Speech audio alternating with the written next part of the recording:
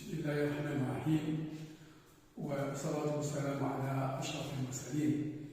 Mes chers collègues, mes chers confrères, mesdames, messieurs, aujourd'hui on va entamer un autre enseignement sur une pathologie fréquente, à savoir l'acné ou l'acné polymorphe juvénile. Donc, comme vous voyez dans cette photo, on dit pourquoi polymorphe? Parce qu'il y a plusieurs manifestations cutanées, c'est-à-dire des comédons, des papules, des pustules, etc. Mais on verra ça par la suite. D'abord, pourquoi l'acné? Pourquoi l'acné polymorphe? Donc, je vous rapporte quelques données épidémiologiques de l'acné. Je rapporte dans ce tableau ma propre expérience à peu près, c'est 42 ans, mais en réalité, c'est presque un demi-siècle de pratique dermatologique. Et donc j'ai vu depuis 1981 jusqu'à nos jours cette pathologie qui est variée.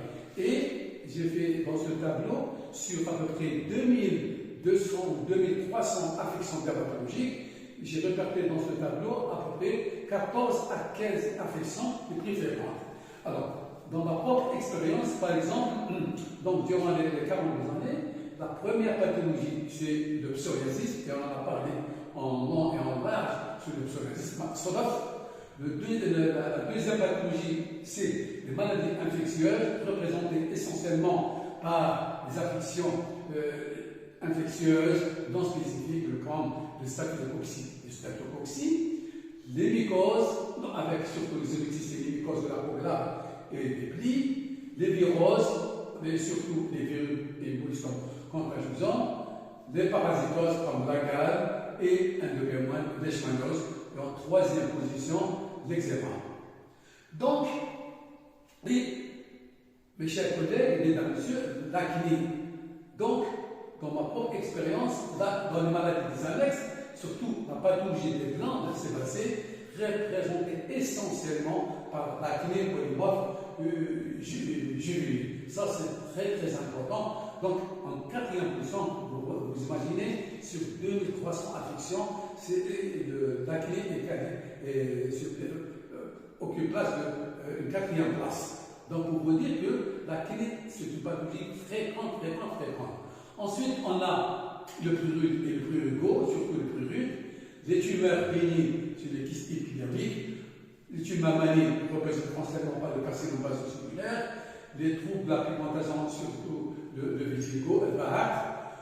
4e, c'est les manifestations avec altération particulière, surtout l'ulcère de jambe.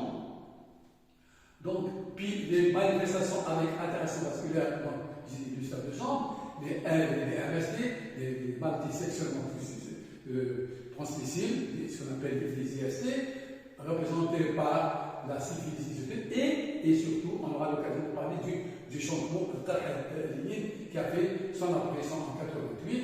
Ensuite, les dermatoses d'état d'hypersensibilité, 3 affections qui prédominent, l'urticaire, le lichen, l'afte. 11e position, bulose, représentée par les lichen polymorphes.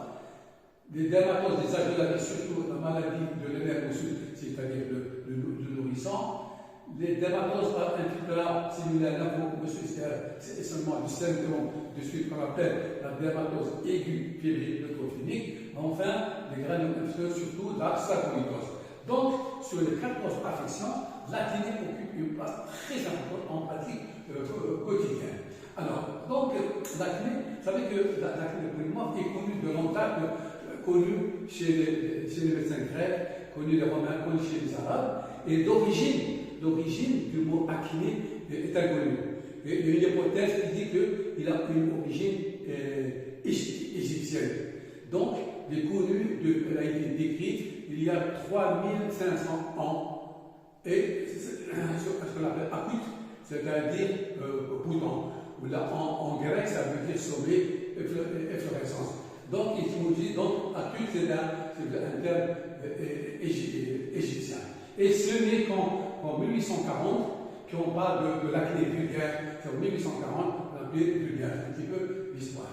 Donc, le concept, la maladie qui est fréquente. D'accord? Maladie chronique des follicules pilosébacés qui se manifeste à l'adolescence ou à la jeunesse et dans la physiopathologie dépend de 3 facteurs principaux. Mes chers collègues, mesdames, messieurs, 3, n'oubliez pas, 3 facteurs. La séborrhée, l'obstruction folliculaire et la colonisation microbienne. Et à partir de là, quand on connaît un petit peu, si vous voulez, ce type de physiopathologie, donc ça débouche sur l'attitude thérapeutique. Donc, dermatose fréquente, certains parlent de plus de 20% des consultations. Donc, l'adolescence, ça dépend 15 et 20 ans. Donc, ça, le plus souvent, chez le garçon que chez les filles, selon les statistiques, c'est à partir de ce référence. Donc, c'est la pathologie de syndrome la pathologie de l'adolescence. Donc, c'est une inflammation, donc, maladie inflammatoire du follicule pilosébacé, première motif de constatation en dermatologie, et ça touche bien sûr les adultes jeunes et les adolescents.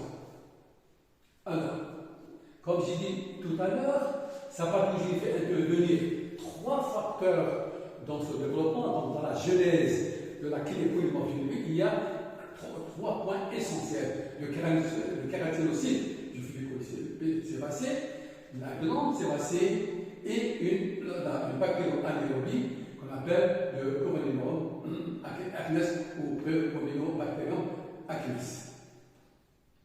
Donc, l'acné, c'est important. Donc, elle est liée, donc l'acné est liée à une anomalie de fonctionnement de la glande sébacée. Donc, la peau est grasse, hypersonorée. Donc, il y a une influence hormonale.